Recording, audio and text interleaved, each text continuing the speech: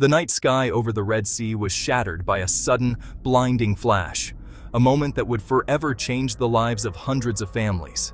In an instant, the tranquil darkness was pierced by a violent explosion, its echo rolling across the water and into the hearts of those who would soon learn of the tragedy.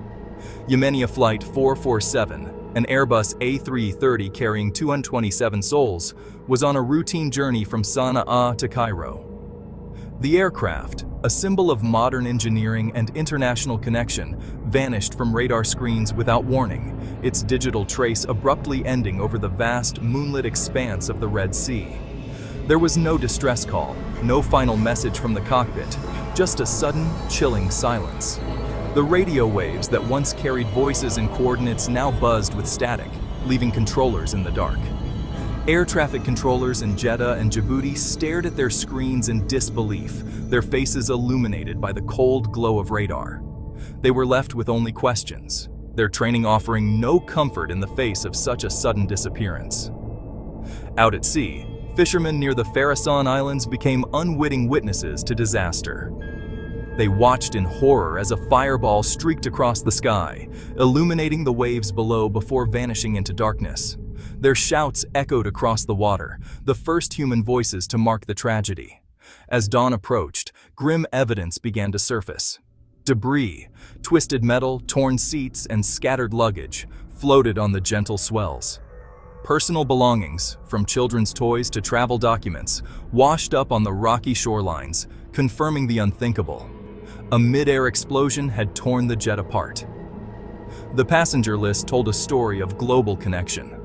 On board were families returning home, business travelers chasing opportunity, students with dreams, and aid workers on missions of hope. They came from Yemen, Egypt, Europe, America, a cross-section of humanity, united by fate on that ill-fated flight. In a single, tragic instant, their lives ended high above the dark, restless waters. The empty seats and the silent sea below became haunting symbols of loss. News of the disaster spread rapidly. The world demanded answers. Was this a tragic accident, a catastrophic failure, or something far more sinister? Reporters crowded into press conferences, their questions urgent and relentless. The Red Sea, a vital artery for global trade and a region simmering with tension, was suddenly thrust into the spotlight. Military patrols and cargo ships navigated its waters with heightened caution, aware that the world was watching. Search and rescue teams worked through the night and into the morning, retrieving bodies and wreckage from the sea. There were no survivors, only the grim task of recovery remained. The tragedy became heartbreakingly real in the small details. A teddy bear, a waterlogged book, a family photograph stained by salt and sand. These scattered belongings told silent stories of lives interrupted. As the hours passed, the silence from Flight 447's cockpit was replaced by a rising chorus of anger, grief, and suspicion. Families gathered at airports, clinging to hope, then collapsing in sorrow as the truth became clear. The incident was not just a human tragedy, it was a spark in a powder keg. Tensions in the region flared, and the world braced for the possibility of conflict or revelation. Intelligence agencies around the globe pored over satellite imagery, intercepted communications, and every scrap of data they could find. The search for answers became a race against time, as theories and suspicions multiplied. The release of the passenger manifest brought a new wave of heartbreak. Names and faces filled news reports, each one a story cut short, each one a reason for the world to demand the truth. As the sun rose over the Red Sea, investigators and rescue teams redoubled their efforts. The initial shock gave way to a frantic, determined search for answers, for closure, for justice. With the first light of dawn, the scale of the disaster became heartbreakingly clear. Wreckage stretched for miles, and exhausted rescue workers faced the grim reality of their task. The world's leaders addressed the tragedy with somber words, while investigators scrutinized every piece of evidence, determined to uncover the truth behind the catastrophe. The Red Sea's silence was about to be shattered by a storm of accusations, political debate, and urgent calls for accountability. The mystery of Flight 447 had only just begun to unfold. Within mere hours of the incident, a storm of accusations erupted across the region, fueling an already volatile atmosphere. Newsrooms buzzed with speculation, and social media platforms lit up with heated debates and unverified claims. The Houthi movement in Yemen was quick to point fingers, blaming Israel for the tragedy. They labeled the downing of Flight 447 as a deliberate Zionist crime, sparking outrage among their supporters and igniting protests in the streets of Sana'a. In a fiery televised address, Houthi leader Abdul Malik al-Houthi claimed, without providing any concrete evidence, that an Israeli fighter jet had intentionally shot down the passenger plane. His words resonated with many, further inflaming tensions. Israel swiftly denied all charges, insisting that no Israeli aircraft were anywhere near the flight path at the time of the incident. Israeli officials suggested alternative explanations, such as a possible Houthi missile strike or a catastrophic mechanical failure. The Arab world found itself divided. Iran and its regional allies, including Hezbollah, quickly echoed the Houthi accusations, amplifying the narrative and using state media to rally support against Israel. Meanwhile, Saudi Arabia and the United Arab Emirates adopted a more cautious approach, withholding judgment and calling for clear evidence before assigning blame. The United States, concerned about the potential for escalation, urged all parties to exercise restraint and called for a thorough international investigation to uncover the facts.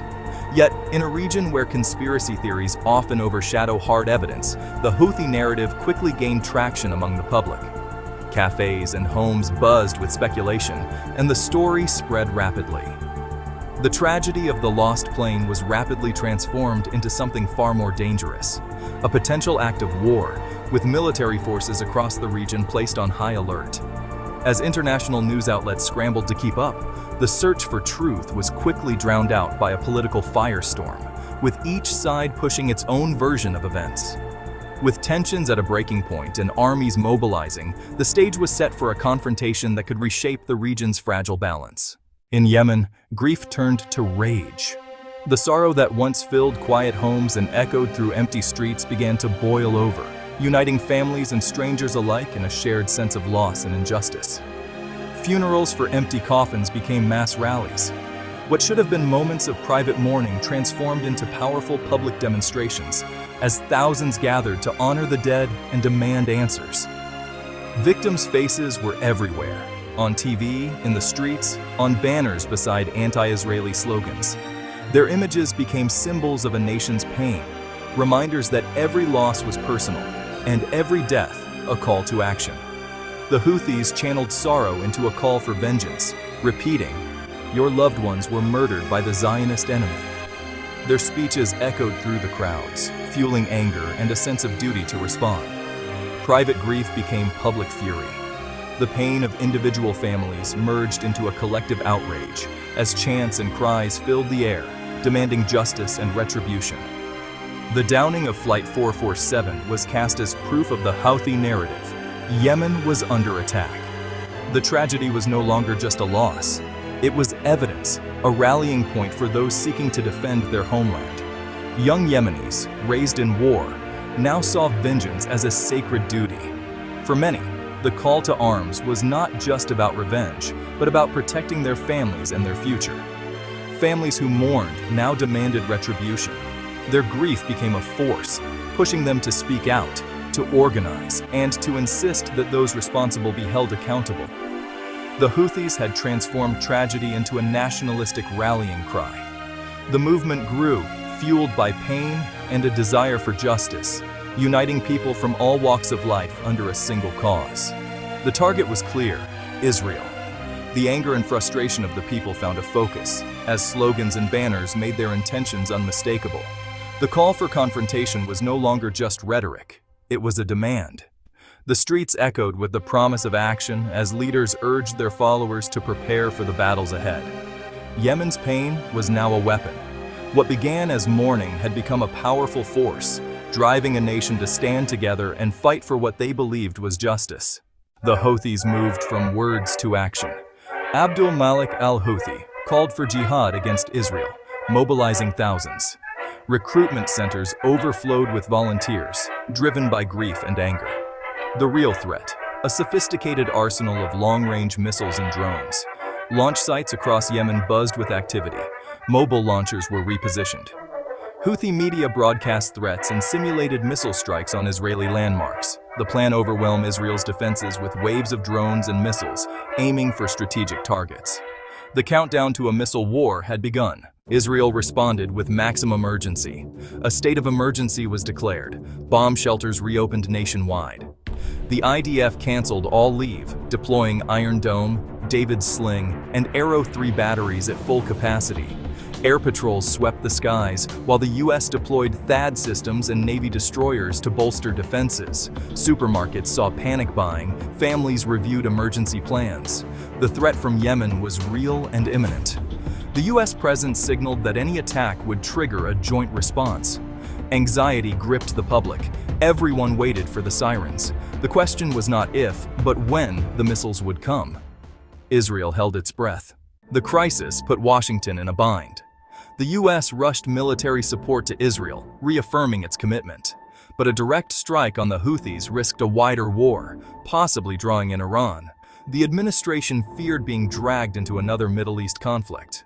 European allies urged restraint, fearing the crisis would spill over and disrupt global trade.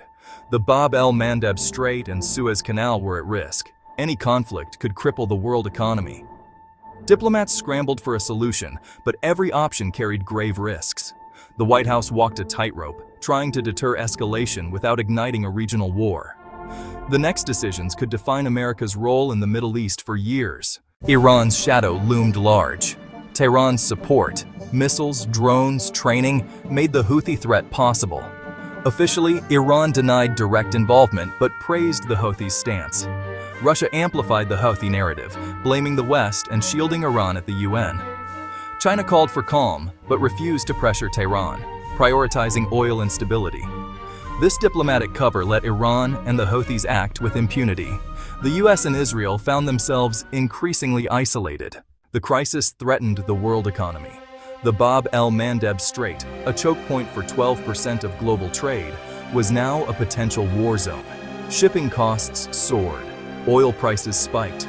A conflict could trigger a global recession and shatter fragile supply chains. Politically, the Abraham Accords and hopes for regional peace hung by a thread.